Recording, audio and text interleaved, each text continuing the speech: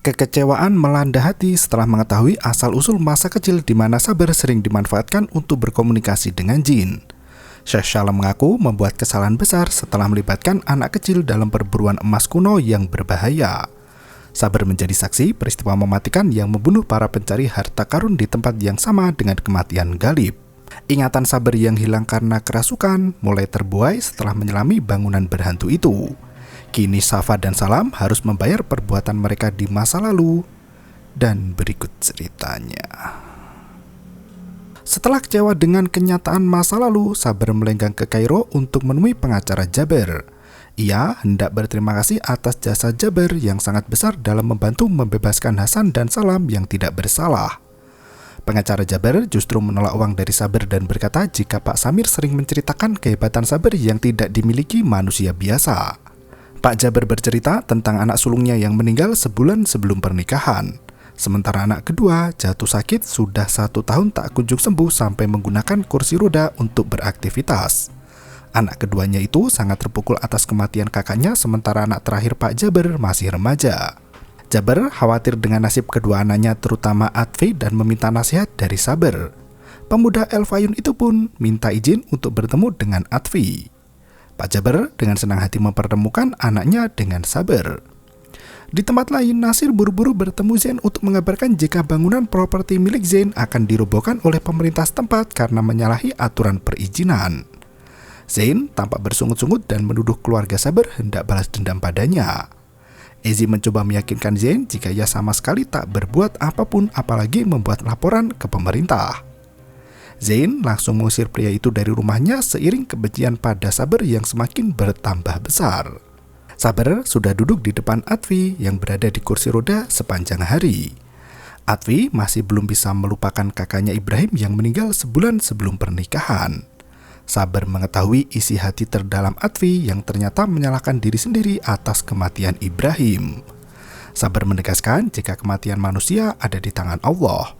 Atfi tidak perlu merasa bersalah karena bukan Atfi penyebab kematiannya. Sabar meminta pemuda itu untuk melanjutkan hidup dengan gagah berani dengan ayahnya Jaber dan adik remajanya Mustafa. Setelah memberi dukungan untuk Atfi dan Mustafa, Sabar pun melenggang pergi. Di tempat lain, Rahab menelpon Sohaila karena Zain tidak menerima pesan darinya. Sohaila langsung memanggil sang kakak jika Rahab baru saja menanyakan kabar. Zain tak mau membuat Rahab menunggu lama dan langsung melenggang pergi untuk menemui wanita sang pujaan hati. Pak Jaber kembali bercerita pada Sabar jika kaki Atfi memiliki masalah khusus dan sudah menjalani berbagai macam terapi bersama dokter terbaik yang paling terkenal. Sabar menjelaskan jika Atfi memendam perasaan bersalah atas kematian Ibrahim. Atfi takut Jaber akan menyalahkan dirinya atas kecelakaan itu. Sabar menekankan jika sebentar lagi Atfi akan segera bicara lagi dan membuat keluarganya bahagia. Malam harinya Sabar kembali ke rumah Pak Samir untuk membicarakan tentang perdagangan senjata Hani Seraj. Sabar sangat menentang peperangan namun Samir menegaskan jika senjata itu digunakan untuk membela kaum tertindas dan lemah. Samir meminta Sabar untuk lebih bijak dalam menggunakan kemampuan magisnya. Malam itu, Rahab meminta Zain untuk datang ke toko karena ia hendak berbicara serius dengannya. Secara mengejutkan, Rahab berkata jika ia bersedia menikah dengan Zain. Rahab memberikan sejumlah syarat yang harus dipenuhi Zain di mana ia hendak menunggu 40 hari kematian Galib. Rahab juga meminta Zain untuk membawa Syekh Salam ketika melamarnya. Ia ingin dipinang oleh imam masjid terbaik di kota El Fayun. Meski sebenarnya berat, Zain langsung menyetujui semua persyaratan itu. Di tempat lain, Sabar baru pulang dari Kairo dan bertemu Mayor Islam Lutfi yang bekerja di kepolisian setempat. Sebagai penyidik yang menangani kasus kematian Galib, Mayor Lutfi bisa mengendus adanya kejanggalan. Ia bertanya dari mana Sabar mendapatkan uang banyak untuk mendatangkan pengacara sohor dari Mesir seperti Jaber Abdul Fattah. Sabar berkata jika pria itu datang tanpa meminta imbalan sepeser pun. Mayor Lutfi semakin curiga dan mencerca Sabar dengan segudang pertanyaan. Mayor Lutfi menegaskan jika ia ragu dengan kasus kematian Galib yang diduga terserang penyakit jantung. Ia yakin bahwasanya Galib tidak mati di tempat itu melainkan meninggal di tempat lain. Ia menemukan beberapa sidik jari di pakaian Galib namun belum tahu milik siapa sidik jari itu. Sabar mendoakan agar sidik jari itu bisa segera mengidentifikasi pelaku yang sebenarnya. Setelah Mayor Lutfi pergi, Sabar buru-buru masuk ke dalam rumah dan memergoki ibunya sedang membakar buku sihir milik Salam. Sabar langsung menghampiri ibunya yang menangis histeris di dalam kamar. Mendengar keributan di ruangannya, Syekh Salam datang untuk mengkondisikan keadaan. Ternyata Safa sudah sejak lama meminta suaminya untuk menyingkirkan semua buku sihir itu, namun Salam lebih memilih untuk tetap menyimpannya. Hal itu membuat Safa dan Salam bertengkar hebat. Sabar membawa semua buku beserta kotak kayu itu keluar dari ruangan, sementara Hasan dan Ezi bingung melerai kedua orang tuanya. Di tempat lain, Manal merayakan kebahagiaan karena akhirnya sang adik mau menikah dengan Zain. Sementara itu, Sabar membawa semua buku sihir ayahnya ke bangunan reruntuhan kuno yang tersembunyi. Ia menyembunyikan buku sihir itu di sana dan menyelimutinya dengan kain kusam. Sementara itu, Hasan menengahi kedua orang tuanya yang masih bertengkar hebat. Safa dan Salam tak ada yang mau mengalah hingga saling menyalahkan satu sama lain. Setelah perdebatan panjang, Salam berkata tidak mau tinggal bersama istrinya lagi. Hal itu membuat Safa tertekan dan jatuh pingsan. Pagi harinya, Abdul Razak memberitahu Manal tentang semuanya bahwa Nasir bersekongkol dengan Zain untuk menguasai harta Pak Galib. Razak meminta Manal untuk lebih berhati-hati pada siapapun yang datang ke toko mereka. Di tempat lain, Sabar dan Syekh Salam tampak gusar menunggu Safa yang terbaring lemah di ruang gawat darurat. Syekh Salam menanyakan di mana buku sihir itu disembunyikan. Sabar berkata jika buku itu sudah dilempar ke sungai. Tak berselang lama, dokter keluar dari ruangan dan mengabarkan jika kondisi Safa mulai membaik. Untuk memastikan kesehatannya, Safa harus menginap 1 malam lagi di rumah sakit. Meski demikian, dokter menyarankan agar Safa dibawa ke rumah sakit swasta yang memiliki peralatan lebih lengkap. Aisyah berpikir akan lebih baik jika Safa dibawa ke rumah sakit di Kairo. Tunangannya, Emad, bisa memberitahu rumah sakit yang bagus sesampainya di sana. Sabar langsung setuju dan bersikeras membawa ibunya ke rumah sakit di Kairo. Syekh Salam sampai bertanya-tanya bagaimana Sabar akan membayar biaya pengobatan yang sangat mahal itu. Sabar berkata jika ia bisa menyelesaikan persoalan biaya sembari melenggang pergi. Di tempat lain, menemui Pak Ismail selaku pengacara keluarga. Ia ingin tahu di mana letak tanah dan aset milik mendiang ayahnya. Pak Ismail berkata jika Manal sudah menemuinya terlebih dahulu sekitar 2 hari yang lalu. Manal juga berkata jika Rahab akan memberi jaksa untuk mendapat perlindungan hak waris. Rahab cukup terkejut mendengar hal itu karena Manal tidak pernah bercerita padanya terkait pembagian waris. Sabar sudah berada di kantor Pak Samir untuk meminta sejumlah uang dari penjualan emas. Ia tak mau cerita tentang ibunya yang sakit keras dan mendapat uang 150.000 piaster. Samir meminta Sabar untuk bertemu dengan Pak Hani Seraj untuk kedua kali. Sabar tak bisa menjanjikan pertemuan itu dan melenggang pergi begitu saja. Di waktu yang sama, Suhaila tertawa bahagia mengetahui kakaknya akan segera menikah dengan Rahab. Zain kurang percaya diri karena ia harus membawa Syekh Salam saat meminang Rahab. Suhaila memberi dukungan penuh pada kakaknya itu dan meyakini jika Syekh Salam akan membantu. Tanpa mereka ketahui, Syekh Salam sudah berada di rumah sakit di Kairo bersama Hasan, Ezi, dan Aisyah. Emad yang mendapat kabar langsung menemui kekasihnya di rumah sakit itu. Dokter yang memeriksa berkata jika Safa harus menjalani serangkaian pemeriksaan medis karena ada dugaan terkena serangan jantung. Sabar menghubungi Hasan jika ia sudah mendapat uang untuk membayar pengobatan ibunya. Namun, ia belum bisa kembali ke rumah sakit karena harus menemui Pak Jaber. Mereka membicarakan kemajuan kesehatan Atfi yang semakin membaik seiring berjalannya waktu. Sabar mengutarakan kegelisahannya tentang Mayor Lutfi yang masih menyelidiki kasus kematian Pak Galib. Pak Jaber menegaskan selama tak ada bukti kecurigaan kriminal dari kejaksaan atau kedokteran forensik, maka kasus kematian itu tidak bisa dibuka kembali. Sabar sampai melamun karena ia ingat perkataan Mayor Lutfi yang berkata ada sidik jari di pakaian Pak Galib. Malam harinya, Rahab mencoba berbicara dengan Manal terkait harta warisan ayah mereka. Manal masih berusaha menutupi pembicaraannya dengan pengacara Ismail. Hal itu membuat Rahab kecewa, namun ia pura-pura tak tahu apa-apa. Sehari kemudian, Safa sudah diperbolehkan pulang setelah mendapat pengobatan di rumah sakit modern. Safa sangat berterima kasih pada kebaikan hati Sabar yang rela melakukan apapun demi keluarga. Ia meminta putranya agar memaafkan kesalahan sang ayah. Di tempat lain, Syekh Musbah kembali menemui Samir untuk membahas tentang Sabar. Pria itu meyakini bahwa mereka bisa memanfaatkan Saber untuk urusan jauh lebih besar lagi. Pagi harinya, Manal memanggil Zain untuk menanyakan tentang Nasir. Manal berkata jika Nasir diutus Zain untuk membeli semua barang di tokonya dengan harga miring. Zain langsung mengelak dan berkata jika Abdul Razak merupakan seorang pembohong. Ia berbalik menuduh Abdul Razak yang hendak menguasai harta Galib. Beberapa hari berlalu, Saber sudah kembali ke El Fayum dan mengajar bahasa Arab di madrasah. Sohaila menyapa guru kesayangannya itu untuk menanyakan kabar Ibu Safa.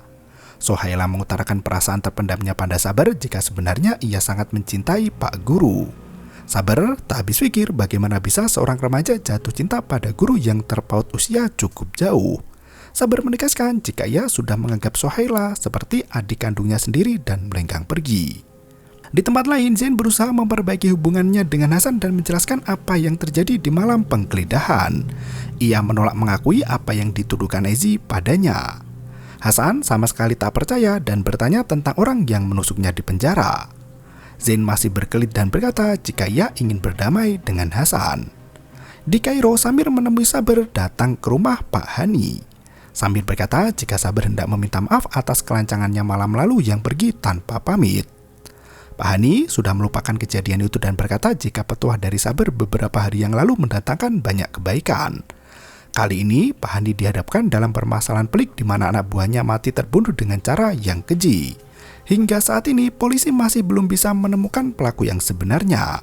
Pak Hani mencurigai 3 orang yang terlibat langsung dalam pembunuhan itu. Ia meminta Saber untuk menemui ketiganya dan menemukan siapa pelakunya.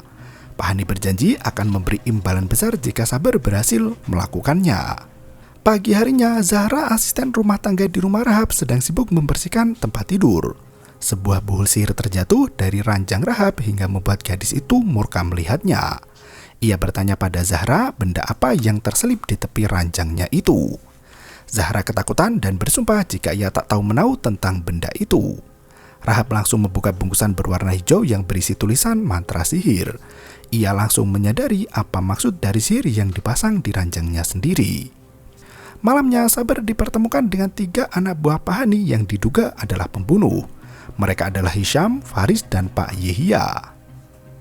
Saber menanyakan beberapa pertanyaan yang cukup menjebak. Saat mereka berbincang serius, Manal memeriksa tokonya dan berpesan pada Hasan untuk terus mengawasi Abdul Razak. Setelah kemarin mencurigai Zain, Manal kini berbalik mencurigai Razak. Manal menepuk pundak Hasan sembari melenggang pergi hingga membuat pria itu hampir pingsan bahagia. Hasan bahkan berkata tidak akan mencuci pakaiannya itu karena membekas telapak tangan Manal. Sesampainya di rumah, Rahab menunjukkan buhul sihir yang ditemukan Zahra tadi pagi.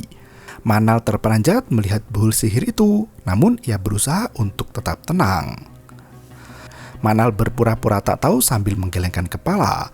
Rahab langsung mempertanyakan mengapa Manal tega menjampi adiknya sendiri. Apalagi Manal sering menemui si penyihir Amar untuk meminta petunjuk. Manal akhirnya mengaku jika ia memang meletakkan buhul sihir itu di ranjang Rahab untuk menjauh dari Saber. Manal selalu iri dengan nasib baik yang menghampiri Rahab. Selain mendapatkan kasih sayang penuh dari sang ayah, Rahab selalu jadi pusat perhatian dan disukai banyak pria. Tak seperti dirinya yang hidup menderita. Rahab menegaskan bahwa ia tak pernah meminta ayah untuk condong padanya. Ia juga tak pernah meminta Saber untuk mencintai dirinya. Kali ini kebusukan memang datang dari hati terdalam Manal sendiri. Kini Galib sudah meninggal dan Saber sudah meninggalkan dirinya. Rahab berharap bisa menjalin hubungan keluarga yang sehat tanpa rasa iri dengki. Rahab juga menanyakan terkait warisan di mana Manal sudah menemui Pak Ismail tanpa sepengetahuan dirinya. Manal langsung gugup dan diam 1000 bahasa. Di tempat lain, Saber sudah memutuskan siapa pelaku pembunuhan yang menghabisi nyawa tangan kanan Pak Hani. Ia bersedia menyebutkan siapa pelakunya dan meminta Pak Hani untuk tidak menyakiti siapapun. Setelah Pak Hani menyetujui syarat dari Saber, akhirnya pelaku dikuak ke permukaan. Orang yang tega membunuh rekan kerjanya sendiri itu adalah Faris. Saber memberi nasihat agar Pak Hani menjauhi Faris tanpa menyakiti ataupun membalas dendam padanya. Di tempat lain, Safa sudah kembali pulang ke rumah di mana Syekh Salam setia merawat istri tercinta. Untuk menghibur hati istrinya, Syekh Salam bersumpah akan terus melayani seperti Ratu Fir'aun yang sangat dimanja oleh raja. Safa sampai terkekeh mendengar celotehan suaminya itu. Ia berkata tak butuh siapapun untuk melakukan kegiatan sehari-hari. Syekh Salam sampai berkata jika istrinya itu memanglah wanita perkasa. Saber menemui dokter yang memeriksa kondisi kesehatan ibunya di Kairo. Dari hasil pemeriksaan lab ditemukan ada beberapa pembuluh jantung yang tersumbat. Dokter menyarankan agar Syafa menjalani serangkaian operasi terbuka. Keberhasilan operasi itu sekitar 90 hingga 99% dengan risiko seminimal mungkin. Naasnya, biaya operasi itu tidaklah murah, di mana Saber harus membayar 250.000 piaster. Dokter menyarankan Saber untuk segera melakukan operasi jika uangnya sudah terkumpul agar kondisi Safa segera membaik. Di tempat lain, wartawan Amir menemui Pak Samir untuk meminta pekerjaan. Semenjak Samir mengenal Saber, wartawan Amir tidak pernah dilibatkan lagi. Sang wartawan merasa dipecat tanpa hormat karena Pak Samir sudah tidak membutuhkan dirinya lagi. Samir memperingatkan Amir untuk berhati-hati saat bicara padanya. Sebagai pejabat kota, ia tak takut mendapat ancaman bahkan dari wartawan sekalipun. Saber kembali ke El Fayum dan mengabarkan pada Hasan jika ibu harus segera menjalani operasi. Saat mereka berbincang berdua, Manal dan Rahab ikut menghampiri. Rahab langsung menyindir Manal yang menjampingnya agar berpisah dengan Saber. Rahab baru mengetahui jika kakaknya Manal mencintai pria yang sama dengan dirinya.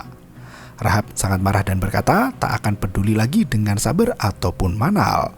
Ia masuk ke dalam toko dan merebut kursi ayahnya dari Abdul Razak. Rahab menegaskan tak ada orang lain yang boleh duduk di kursi itu selain dirinya selaku pewaris harta dari Pak Galib.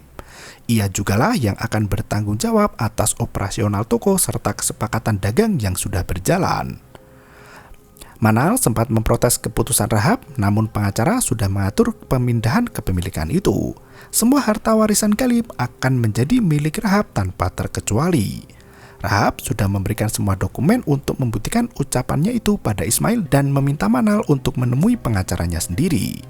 Rahab sudah terlalu kecewa dengan sikap kakaknya yang tak mau kalah bahkan tega menjampi adik kandungnya sendiri.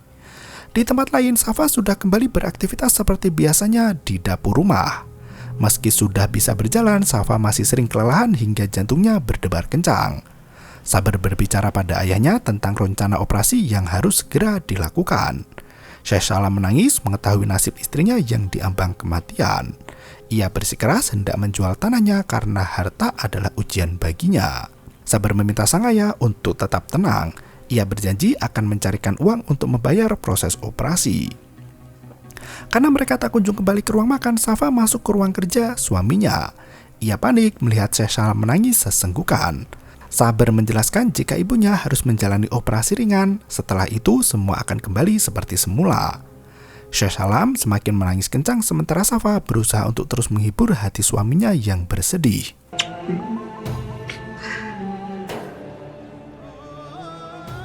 Secara mengejutkan, Zain datang bertamu ke rumah Syekh Salam untuk meminta bantuan.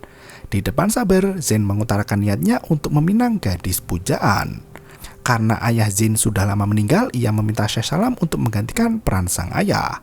Syekh Salam bertanya siapa mempelai wanita yang akan dipinang.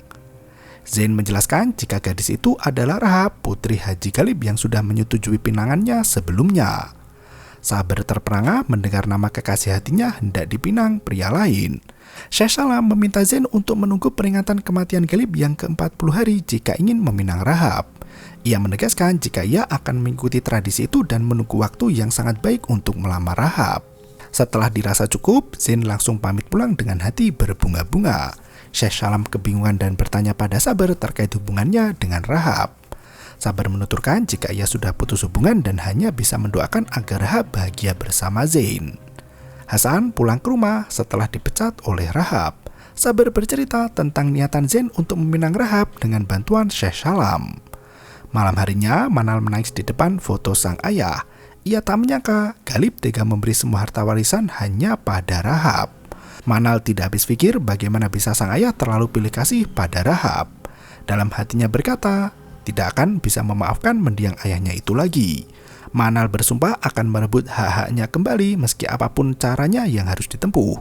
Sementara itu, Suhaila menelpon temannya dan berkata jika ia akan segera menikah dengan Saber. Ia mengungkapkan rasa cintanya pada guru bahasa Arab di madrasah. Zain yang baru sampai rumah terkejut bukan kepalang mendengar pernyataan adik kandungnya itu. Ia sangat marah pada Suhaila dan film pun bersambung.